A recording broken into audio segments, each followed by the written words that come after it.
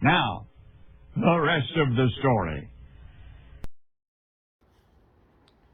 And once again, we're dealing with another cold winter day in southwest Wisconsin. And the joys of living in this part of the world is the weather likes to fluctuate. So we're dealing with, I think, highs in the single digits right now. And then tomorrow it's supposed to be in the 50s. And then right back down to, I think, temperatures in the teens for the rest of the week. But this time of year, you pretty much just avoid watching the weather too much. I mean, if you hear a special weather statement about maybe some snow or whatever, but really don't have a whole lot of that this winter. I mean, we're actually losing quite a bit.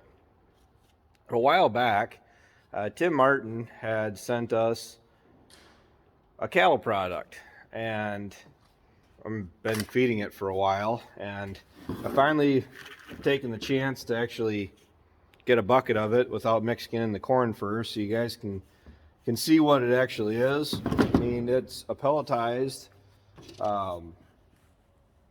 it's actually a extruded whole cotton seed meal, and 21% crude protein, 6.5% crude fat, and 35% crude fiber. And if you guys can see, I mean, you can actually see some of the cottonseed in the pellets. And I go and I mix just regular old shelled corn in this.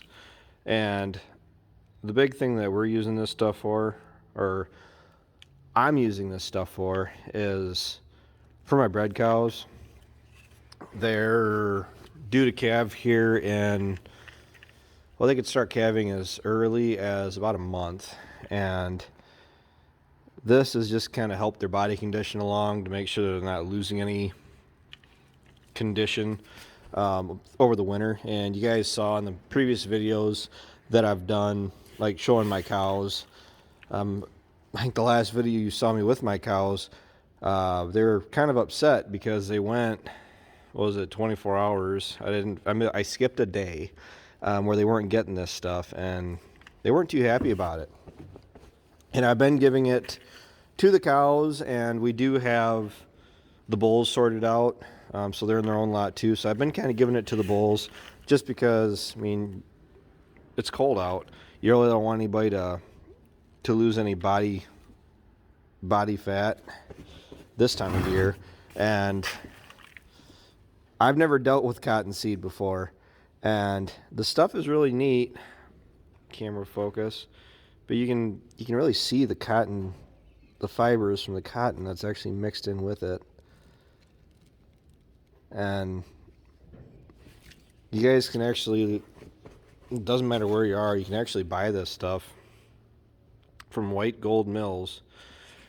Just look them up, and I don't have any current contact information. I mean, I got Tim's number, but I don't really think Tim wants me to put his number out there for everybody to contact. But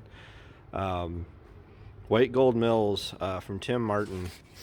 He's been a viewer, and he actually asked us a while back if we'd be interested in some of this cattle feed supplement, and I'm really glad that he sent it up. I mean, I like it.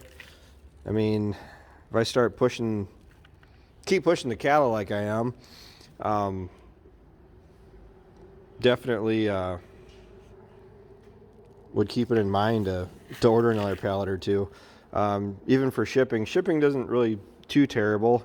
I'm not sure what current prices are just because of everything going on in the world right now, but for beef cattle, which is all we feed anymore, I mean, it's supposed to be fed at a rate of was it 2 to 3 pounds per head per day, depending on size of the cattle, or mix into complete feed at, I want to say, 10 to 15% of ration. You guys aren't looking at my glove there.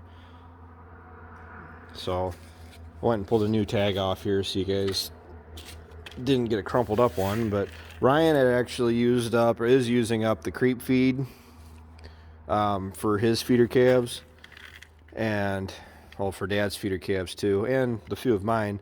And I've never would have considered using cotton byproduct, or I'm sorry, a supplement from cotton at all. Some of the dairies I've heard, like growing up, would use cottonseed in their mixes, but we never did. And doesn't really seem to take too long when the cattle were on it when I started feeding them. They did perk up fairly quick. As in regards to it actually being noticeable that they're being fed it. So they are being fed their dry hay, dry grass, hay. They always have free choice hay, and then we always make sure we have clean bedding in with them, which we bed with corn fodder. So yes, they do get a little bit of the corn ears that we may have picked up in the bales for the bedding. Plus they do go through and eat all the corn leaves. So by the time they go through and get everything they want out of the corn fodder or the corn stalk bales, and then are supplemented every day with a bunch of this corn and, cottonseed supplement, the cattle really aren't taking too much hurt. My cows, as far as, any cattle guy will tell you that, but that was always something Grandpa said growing up, is if when we were going out to feed the steers, right before you feed them, just throw your buckets to them. They're standing there bawling because they want their feed. Well, like Grandpa would always say, is if they're standing there bawling, they're not growing. I mean, because they're burning energy standing there and bawling and not chewing their feed. So that's a big thing that we're watching out for, like with our cows, is our cows don't stand around and bawl throughout the year. And the guys in the lot here, the bulls, and then my cows too. Plus I actually have my heifers that I kept back, which I kept 100% of my heifers back this year. They were weaned off for 3 weeks, and then I just put them back in with the cows because I don't have any place to go with them right now. And everybody's doing really good, especially with this weather fluctuating.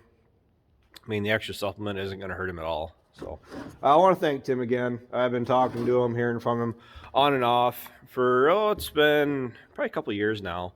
And he went from farming to working for this company. It sounds like it was a positive change for him, even though he still says he misses the farm, which it's kind of hard to not miss farming. So with that, thanks for everybody for tuning in. Take care, take it easy, keep in touch.